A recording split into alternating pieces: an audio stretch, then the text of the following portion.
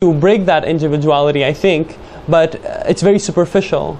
These people, they live together. They're villages. They're open. When they have a neighbor, the neighbor it's not the house over there. Both of them have one house. You know, it's a way of speaking, but they constantly live outside with the rest of the people.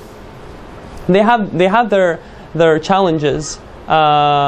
It be, you know, economical or geared towards health or things like that, but they are able to overcome them if the West give them the chance and actually teach them ways to overcome them. Now, what the West is trying to do is to pump money in Africa.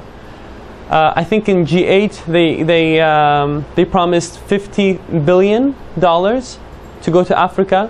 They haven't kept their promises, and now there are more money. Something that I heard and something that I think makes sense by an African thinker is that Africa doesn't need the money of the West, of the world.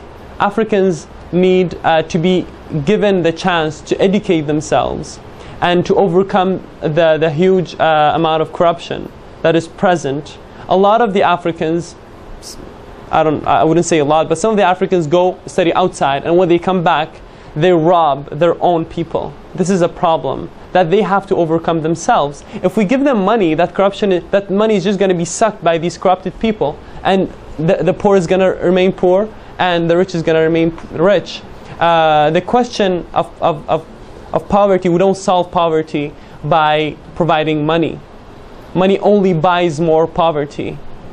The question is to buy them education and actually have dedicated people to hand that over to them, and to them being also recipient of that education and being able to use it towards something better. So one thing that we can do is be aware of these things. The least that we can do is to know what's going on in the world.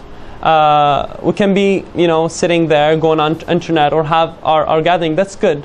Only being aware is going to enable me to, when, for example, the subject comes up with another person, I'll be able to show them that Africa is not only about, you know, poor people. Africa is a sea of possibilities, and these people have to be given the chance. You know, for example, one thing that we can do is to force our markets or our government to ease the entry for these people to come and work.